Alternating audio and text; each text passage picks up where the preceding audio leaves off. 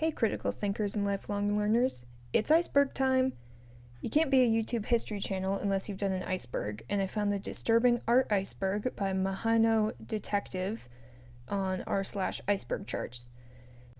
First up is The Scream. I've talked about this work in several of my other videos, so the quick rundown is that it was painted in 1893 by Edvard Munch, and is on this iceberg because it captures the artist's inner turmoil over circumstances in his life. He had a failing career, family troubles, insanity, and was deep in poverty. He said about this work, "The terror of life has pushed me ever since I first began to think. I was very tired, leaning on a railing overlooking a fjord, alone, trembling with fear, and I experienced nature's great scream." Medusa could be referring to any number of works, but as it's layer 1, we'll assume it's Caravaggio's famous Medusa. Painted in 1597, it's on here for the disturbing face Medusa is making as she's beheaded, seemingly the moment of consciousness just after being beheaded by Perseus. Her head was later affixed to Athena's shield, inspiring the shape of this work. I have seen this in person, and it's larger than life and is hung at eye level, and she stares directly into your soul with the blood dripping and the snakes freaking out. It's pretty good. I love it. The Face of War is a 1940 painting by Salvador Dali, the famous surrealist. Painted in the first year of the Second World War, it deals with Dali's own trauma and his fascination with the subconscious mind. The face spirals infinitely back into its own mouth and eye sockets, showing the never-ending pain and branching casualties and consequences of war. The handprint near the base is said to be Dali's own. Not super sure why The Ugly Duchess by Matisse is on here. I guess it's a little bit creepy, but it's a satire, a caricature. Painted in 1513, it's been rumored to be several people, and even based on a sketch by Leonardo da Vinci, but no one's quite sure. The theme of the caricature is an old woman pretending to be young, such as wearing a headdress that's out of style by a few decades, a low-cut dress for the time, and holding a flower. It's part of a diptych with the gentler named Portrait of an Old Man as its secondary counterpart. It's inspired some of the illustrations for Alice in Wonderland, which I think is a way more disturbing work than the painting itself. Saturn Devouring His Son by Francisco Goya is one of those paintings that if you've studied art for long enough, you've seen every meme of this thing that's ever existed. I get that it's creepy, but I just have to laugh. One of my teachers had a mug that had this on it and said, "Don't talk to me until I've eaten my son." He also taught us Dante's Inferno and had a test question about which circle of hell you were going to. He was great. Shout out to Professor Randall. Anyway, this was painted between 1820 and 1823 and depicts Saturn or Kronos eating one of his children to avoid the prophecy that one of them would overthrow him. Saturn was the king of the Titans, who were overthrown by the Olympians, Zeus being the one child that he didn't eat. The painting is disturbing, particularly the stare of Saturn. It obviously speaks to a troubled mind and circumstances, like much of Goya's work. This is one of his black paintings, which we will see more of as we go deeper. Hell, 1485, was a bit vague, but I assume it is Earthly Vanity and Divine Salvation by Memling. It is a triptych of death, vanity, and hell, where the last one is the one that we're concentrating on. In it, the devil dances on the burning backs of sinners while holding up a banner that translates to "There is no redemption in hell." This opens up a genre of work that will be pretty well represented in this iceberg, which is religious horror. Not in the sense of like the Nun movie, but in the sense of how disturbing something is based on your religion. I don't find this particularly disturbing or terrifying, but I'm not Christian or religious. If you are, this might be deeply disturbing, and you're wondering why it's so high up on this iceberg.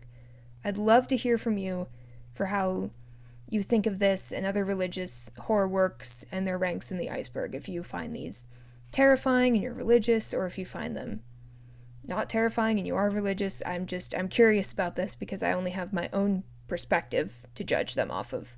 The Nightmare is a 1781 painting by Henry Foussy. In it, a young woman has a gargoyle-like demon sitting on her chest, possibly suggesting sleep paralysis. From behind the curtain, a horse with pupilless eyes stares at her. This is in reference to the word nightmare, where a mare is a female horse who would visit dreamers at night to give them bad dreams. Nightmare. Nightmare. The painting was so popular that Foussy made several. I've heard that sleep paralysis feels like this, which makes me think that the artist could have suffered from it and created a realistic depiction. The Anguished Man is our first creepypasta painting, but not our last. There is no historical base for it, except a 2010 YouTube video where the owner explains that he inherited it from his grandmother, who told him that the artist mixed his own blood into the painting and then offed himself. I think that expression gets around the YouTube censors, but we'll see. The visual itself is scary, but the absolute lack of any historical evidence pretty much tanks all the fear. Hieronymus Bosch. No list of disturbing art is complete without Bosch. This one is called Death and the Miser, painted between 1490 and 1516. It's a memento mori piece, of which we'll see a lot more, I'm sure, that functioned to remind Christians of death. It is widely interpreted that the man in green in front is the same as the miser dying in bed, showing his sins in life of hoarding wealth. In the bed, an angel tries to guide the man's soul to heaven, while a devil offers him more money. Death approaches from the door. I love Bosch's works, and I'm very familiar with his style, so to me, this isn't disturbing, but if you're a billionaire, this is showing up in your nightmares. And that's the end of Tier 1. On to Tier 2. The actual title of this one is Heads of Torture Victims, Study for the Raft of Medusa, not Study of the Heads of Torture Victims. Still, this is the first work in the iceberg that is kind of unsettling. This is from 1818 by Theodore Géricault and was one of the many studies he did on dismembered body parts. These are guillotined heads, which he kept in his studio to paint. I'm surprised the Raft of the Medusa isn't on here, but this is more up close and gory. This is also not the last we will see of Géricault. Dante and Virgil could refer to any number of prints, sketches, drawings, paintings, but I'm pretty sure that the iceberg is referring to Dante and Virgil in Hell by William Adolphe Bourgeot. In it, they watch two damned souls battle in hell. Guy being bit is Capriccio, a heretic. The man doing the biting is Gianni, a fraud. I won't lie to you, this is kinda hot. This is some, Greek wrestling level shit. Look at that arched back, get it, girl. The faces of everyone are they're amazing too. The guy on the ground is looking directly at that guy's dick. Virgil is enjoying the show, and Dante is grabbing his arm like this is a YA novel cover. The demon in the back is giving the best, yeah, you like that? I hope this isn't awakening anything in you. Look I've ever seen. Masterpiece, no notes, horny as fuck. The Death of Marat by Jacques-Louis David in 1793 is pretty tame at first glance, but the backstory is the part that's disturbing. Marat was a friend of David, and both of them were leaders of the French Revolution. David was assassinated by Charlotte Corday on the 13th of July, 1793. Yes, in the bath. He allegedly had a skin condition that was eased by soaking, and she stabbed him to death while having a meeting, which she apparently did in the bath. Yes, this is historically recorded. The paper he is holding is a proof of his newspaper, L'Ami du Peuple, and the bloodstained copy is still preserved. Here's a picture of it. It's one thing to paint a disturbing image of someone dying, but it's another thing to paint the historical murder of your own friend. Judith beheading Holofernes is a biblical story that has been painted many times, especially in the Baroque period. Almost all of the paintings were titled this, but since I got to pick, we are actually looking at Judith slaying Holofernes by Artemisia Gentileschi, because she's my favorite artist, and also it has the most blood. It's a disturbing iceberg, sue me. Most paintings of the scene were tame, as men didn't want to depict women as bloody, or strong, or gross, or murderous, or any of those things. Artemisia had no issue with this, and in fact painted the scene many times in her life. In this painting from 1620, Artemisia painted Judith as a self-portrait. In it, she's beheading her rapist. The painting is only disturbing if you're a rapist. To everyone else, it kicks ass. The Flaying of Marseilles can refer to two paintings, but we are looking at the Titian version. It is more famous and arguably just a little bit more disturbing. Finished in 1576, the painting shows an episode from Metamorphosis by Ovid, in which a satyr who challenged the god Apollo to a music contest is being flayed for losing. There are many depictions of this scene, but something about the dark, hectic painting, the jumble of figures, the dog drinking the blood at the bottom, makes this the most disturbing version that I found. Mask Still Life 3 is a study of masks by Émile Nolde in 1911. Hot take, but this scares me. I don't like masks or dolls or fursuits or mascots or puppets or monkeys or anything else in the uncanny valley, and this sets off all of those alarm bells in my head. Personal phobia aside, masks from non-Western cultures are often depicted as scary and demonic and lesser and primitive, especially around the time that this was painted in modernism studies. Demonizing another culture's art is never correct, but I just can't lie. This is terrifying to me personally. Saint Wolfgang and the Devil is not attached to any painting I could find. The closest thing is Saint Anthony and the Devil, which is a similar story of a saint tricking the devil into doing something for him. In the story, Saint Wolfgang tricks the devil into building him a church by saying that the first soul that passes through its doors can belong to the devil. It turns out to be an animal, and the devil goes away unhappy. If you have any idea what the person who wrote the Iceberg could be referring to by Saint Wolfgang and the Devil, let me know, but honestly, I feel like this is pretty much in the spirit of whatever the original painting was. And also, all I can say about this is butt face. Tier 3, and we start off with another creepypasta thing. The Hands Resist Him is a painting by Bill Stoneham from 1972.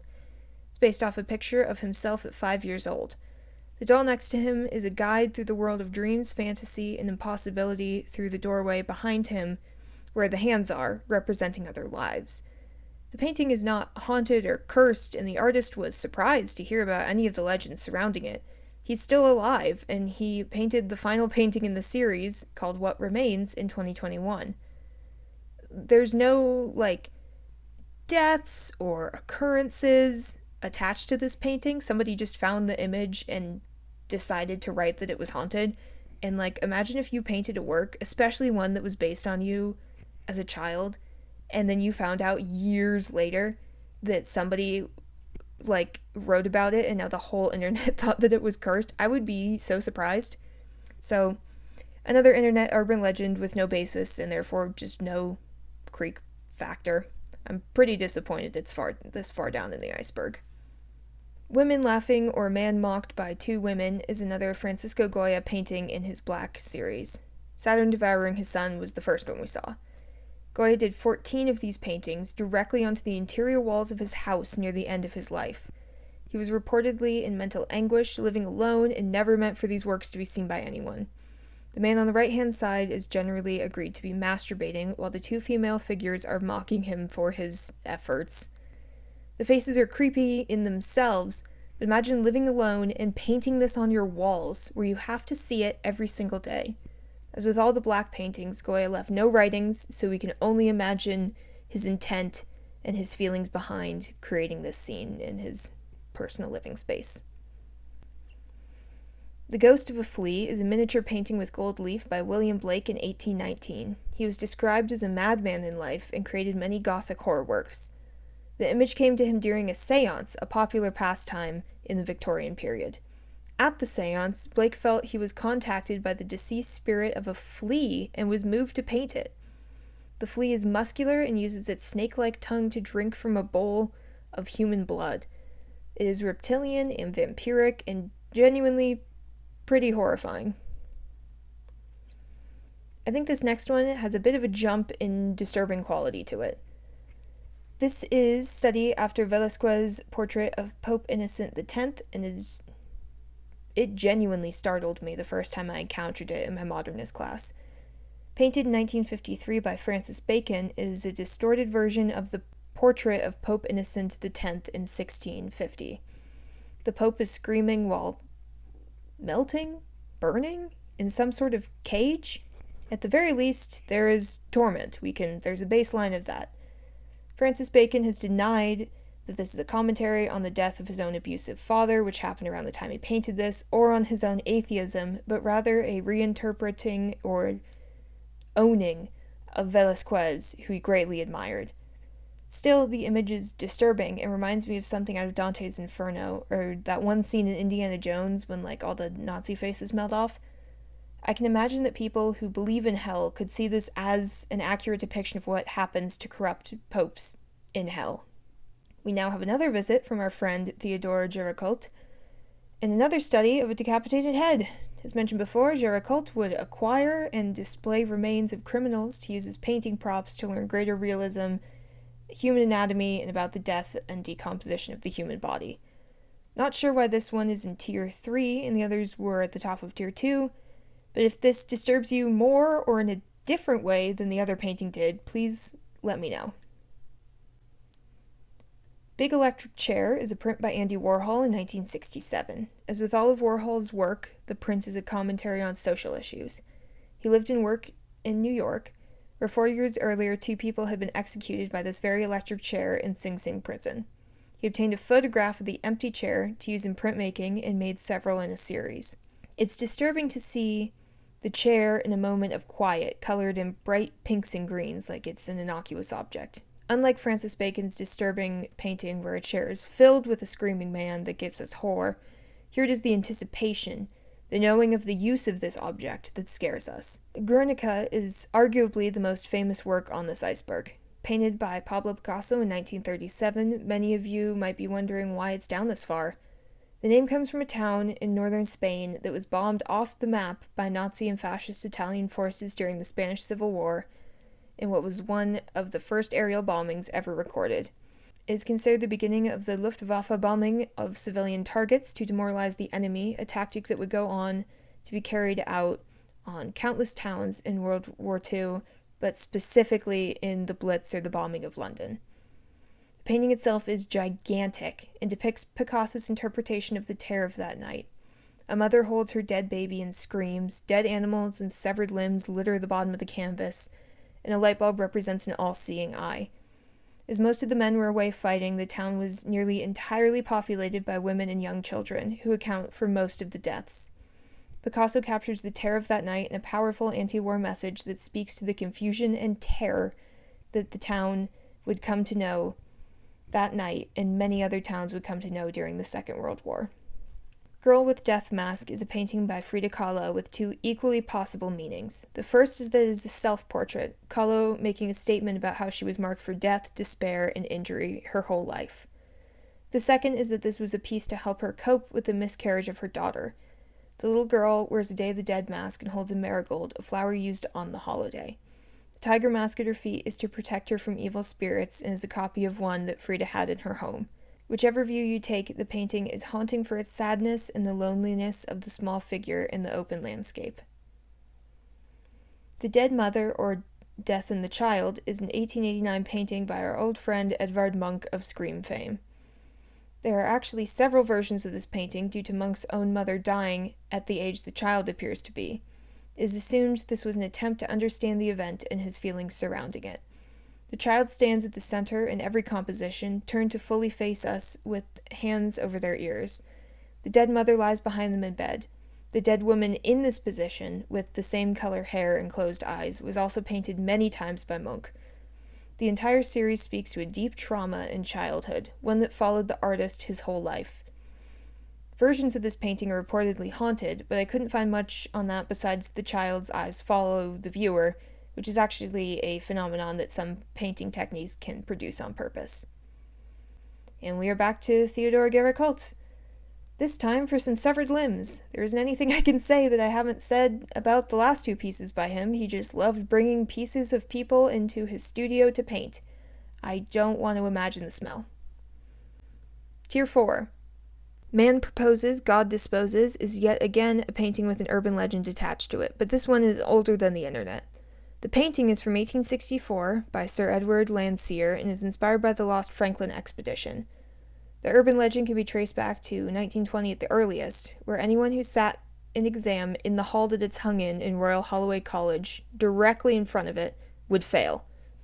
The painting is now covered up by a Union Jack flag during exams. There's even a legend that a student killed themselves after an exam writing "The polar bears made me do it" on their paper. Honestly, this painting is huge, and if I was taking one of my graduate exams while sitting in front of it, legend or no, I'd be a little freaked out. The human bones, the look on the face of the bear to the right is a lot, especially if it's one of those, monster 5-hour essay exams. Ugh. The next entry says, all work from Sam Wolfe Connolly. He's a contemporary artist who does a lot of Conte, charcoal, mixed media of women, nature, and spooky themes. I love his stuff, and some of it reminds me of scary stories to tell in the dark drawings. It's heavy on deer and witchcraft, and oh my god, I just clicked over to his illustrations page instead of his artworks page. Yep, these are way more disturbing. Yeah, the Exorcist poster almost made me shit myself. You know what? Yeah, all work by Sam Wolf Connolly. I am completely agreeing. Oh my god. The Rain Woman was painted in 1996 after the artist Svetlana Telets felt like she was constantly being watched for 6 whole months. At this point, she felt as if someone began controlling her, and she painted this picture in 5 hours. She put it in a local art salon where several people bought it and then returned it after feeling the figure following them in their dreams and their daily lives. This isn't much more information than this, and the painting itself isn't all that scary, but the idea of a presence attached to it that the artist that took the artist over to free it but is still attached to this canvas is really creepy. Or I could still be freaked out from that last one. I knew this one would be on here somewhere. Ivan the Terrible and his son Ivan, painted in 1885 by Ilya Repin, looks normal at first until you zoom in on the face of Ivan the Terrible. The elder Ivan had dealt his son a killing blow in a fit of anger, and we are watching the aftermath as his son slowly dies in his arms. The look of terror and anguish on the face is horrifying to behold, and I did not like to zoom in on this to edit it. I had to keep taking breaks. That face, that is the true reason it's on here. I hate this painting. I'm beyond a dog lover. I connect to dogs more than most people, and this one's so disturbing to me, but I get it if you don't feel the same. This is The Drowning Dog, or just The Dog, another one of Goya's black paintings. The feeling of hopelessness as the dog looks up for rescue, the feeling of it paddling away under the water but getting tired. Like all the black paintings, it's hopelessness personified and painful, and speaks to a mind filled with absolute anguish. David with the Head of Goliath is another entry that could refer to multiple works, but we're going with Caravaggio's 1610 version, as that's the most famous under this name. In it, David holds the decapitated and bleeding head of Goliath the giant. What sets the painting apart is David's expression of sadness and compassion, not celebration. The model for Goliath was Caravaggio himself, and the model for David was his young studio assistant Cicero, who he slept with. It isn't on here, but the flayed skin of Michelangelo in The Last Judgment in the Sistine Chapel gives the same desolate, self-hating vibes as this. Like Goya's works, it puts you in the mind of the artist and what they were feeling towards themselves at the time of painting. The Great Red Dragon and the Beast from the Sea is actually part of a series of Great Red Dragon paintings by William Blake from 1805 to 1810, The Ghost of a Flea Guy. These were all part of a Bible commission where he was tasked with illustrating the Book of Revelation. I honestly think these things are beautiful works, especially the ones depicting the woman clothed in sun. The stars and the wings, the many faces, the way the sea is depicted so minimally. I'm not sure why these are so far down. It's even like the image for this tier. Art impacts different people differently, but I don't find this disturbing in the least. This is our first work by Goya that's not a black painting, meaning it was meant to be seen by other people. The 3rd of May 1808 was painted in 1814 and depicts Napoleon's army shooting Spanish resistance fighters. One appears to be a monk or a friar, and the man in the middle begs for his life. On his hand are faint stigmata marks, the wound that Jesus received during his crucifixion. This marks him as a martyr in Goya's eyes. The line of those waiting to be shot stretches all the way back to the city in the distance. Like Guernica, this is a stylized depiction of the real horrors of war, commemorating a massacre and denouncing warfare. Tier 5. This is The Smiling Spider by Odilon Redon, 1881, and I don't get it. I don't have a fear of spiders, so I'm not the intended audience, but even still, it just sort of looks fuzzy, like kind of friendly. I have a feeling this will be our most divisive painting on the list, so please tell me if you find this disturbing. I literally think it's cute. Sesaburo Cruelly Murders Ohagi was hard to find anything on, except for on top 10 most disturbing paintings list, and holy shit, yes it is. Yoshitoshi Tsukuya was the painter, and he focused on kabuki performances and novels. This was a genre called muzani, or bloody prints, violent artworks done in the late Edo and Meiji periods. This particular one was from 28 Famous Murders with Verse, a series done in 1867. The bound and suspended woman being stabbed to death is horrifying to look at, as her blood drips onto her murderer's feet. Unfortunately, this could also be an erotic painting, as the source material was erotic. The suspension of women and the murder in that position seems to have been a common theme for this artist, as he has another print called The Lonely House on Adachi Moor, which depicts a bound and blindfolded pregnant woman hung upside down and about to be butchered. Listen, all art is valuable, artistic, and valid, but this is absolutely disgusting. If you have urges to draw like this, please seek professional help before you hurt someone or yourself. This painting's full title is The Barricade, Rue de la Mortuelle, June 1848, Memory of Civil War. It was painted by Jean-Louis Ernest Missonnier in 1848 as a commemorative piece. However, he was not a resistance fighter, but a captain in the French National Guard employed to kill the rioters, which he and his fellow soldiers did. It's a bleak outlook. There's no glory to it, only corpses rotting in the street, painted by one of the men who killed them. There is scholarly debate on what his intentions were with creating this piece, and some say it is an answer to liberty leading the people. The depiction shows what happens after the barricade fights and the haze of glory has gone. It is unsympathetic and almost gloating. We have another Buyer Spider painter, Odilon Redon, this time a Cyclops. There is no clear date for this piece, somewhere around the turn of the 20th century. It depicts the love of the Cyclops, Polyphemus, for the Naiad Galeta.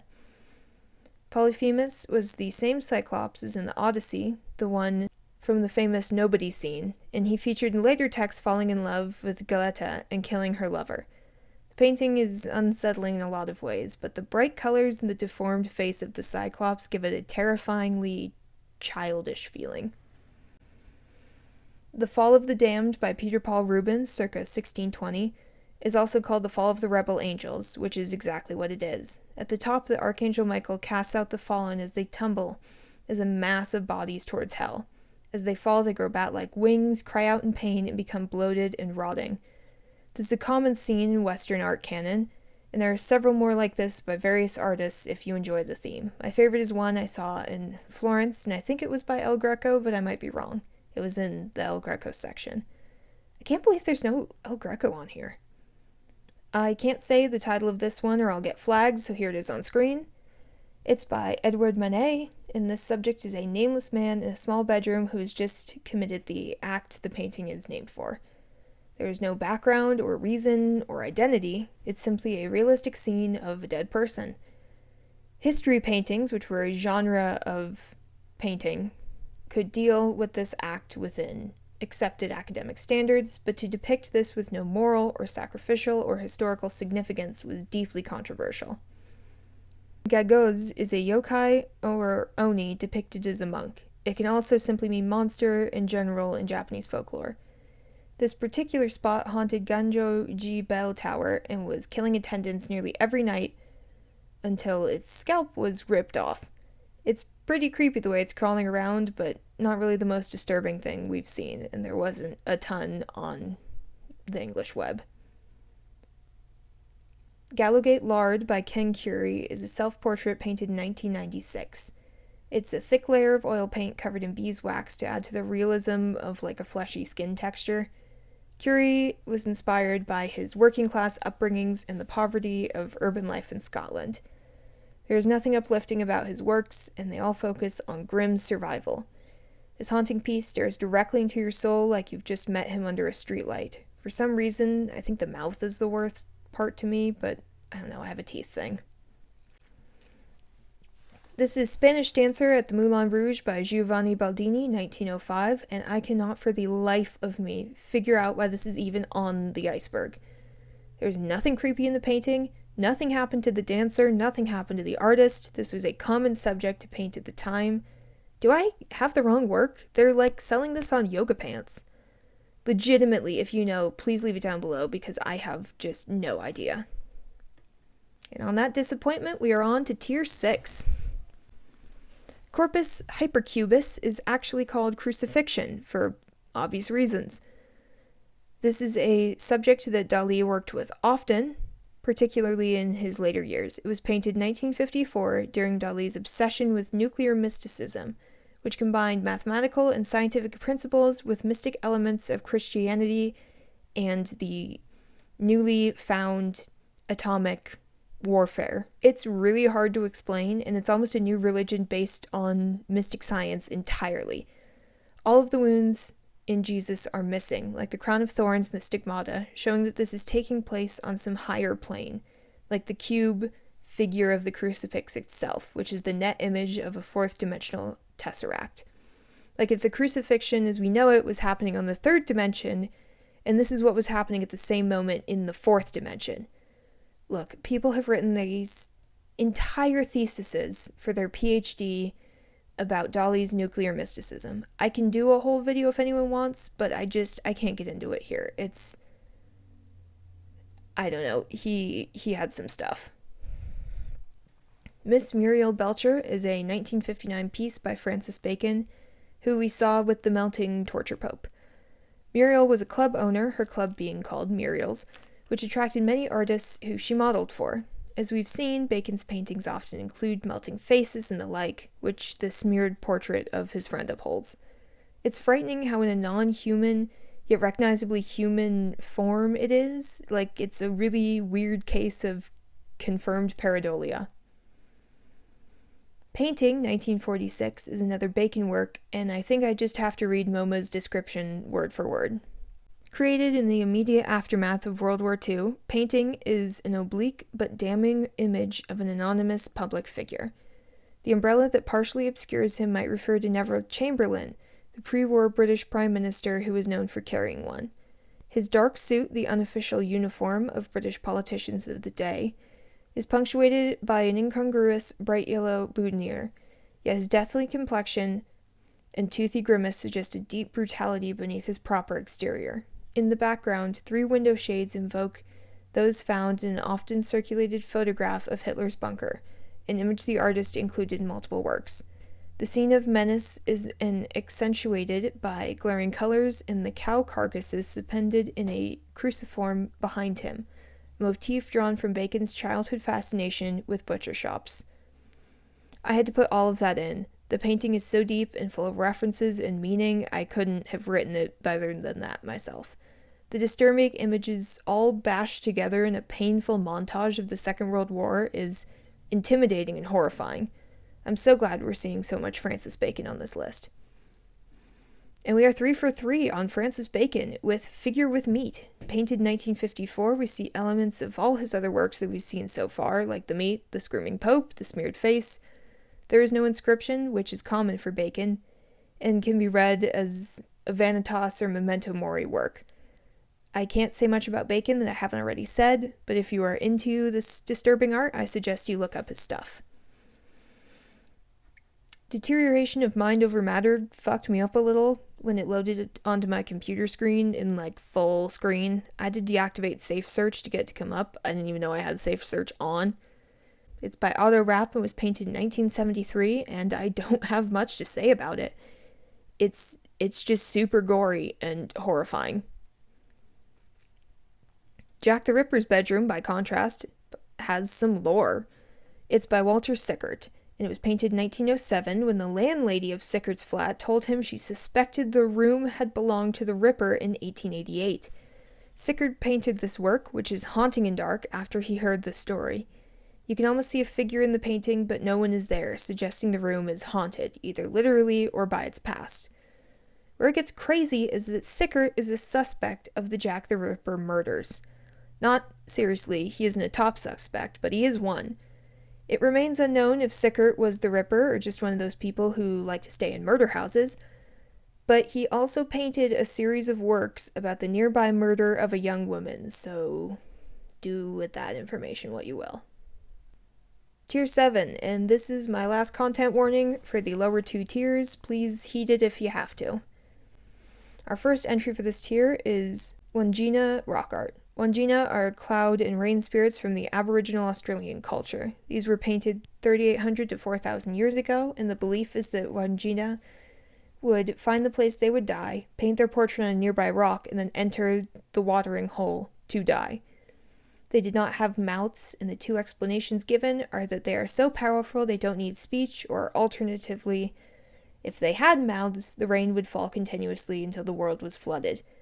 These paintings are still used in traditional ways, with repainting by the Aboriginal communities, and must be approached and treated respectfully.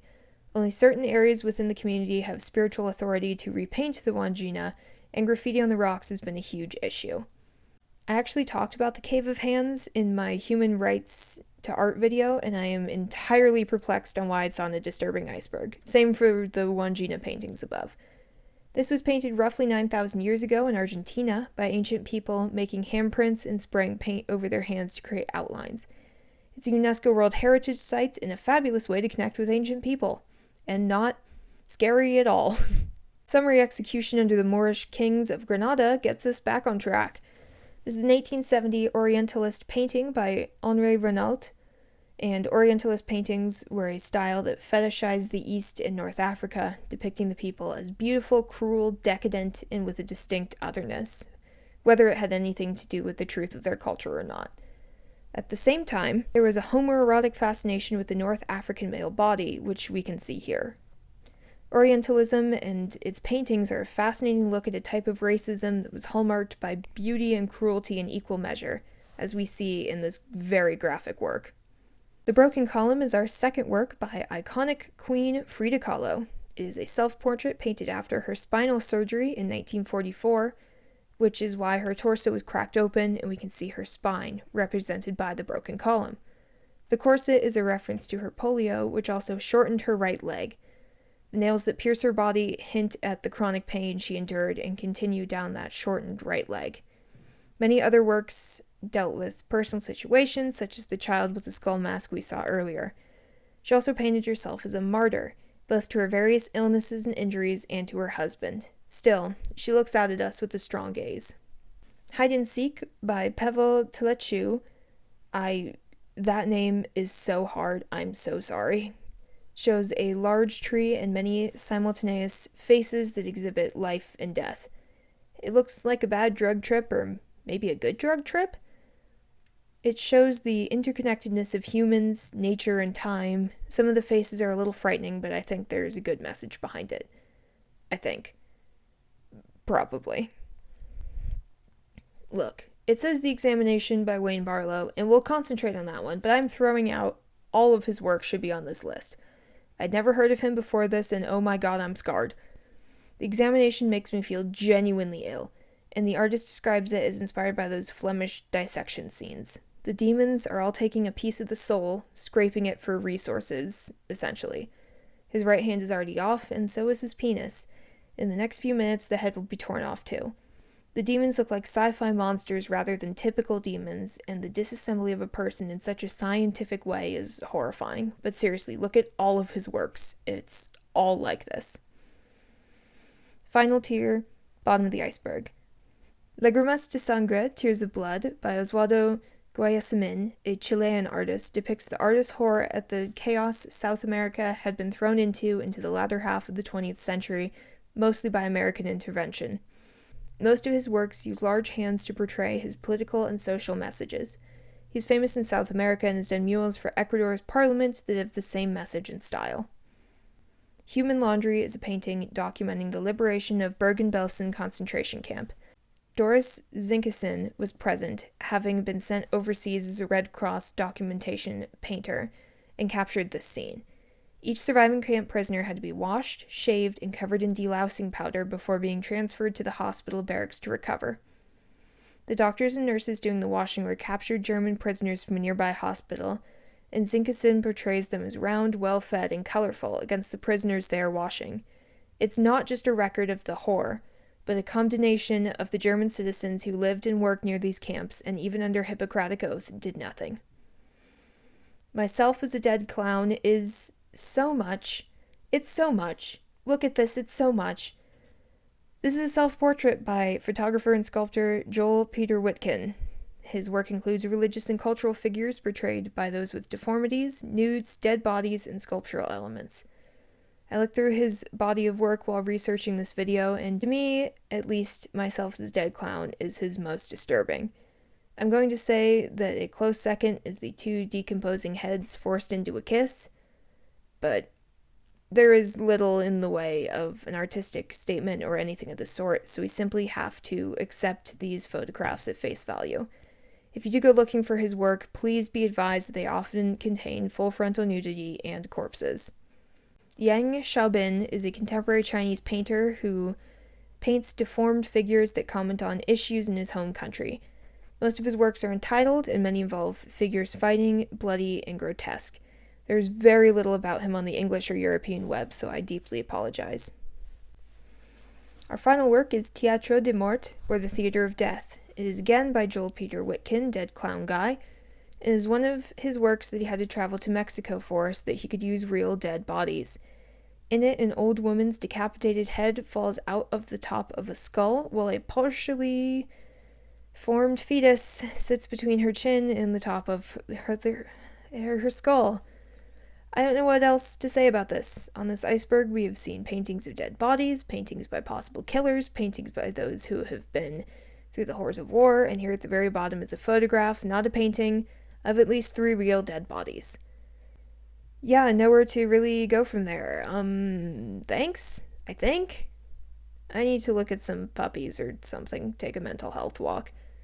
If you have any icebergs you want me to cover, comment them below. I have a Renaissance one saved that I might do next if this goes well. Anyway, yeah, maybe go take a shower or call some loved ones. Bye.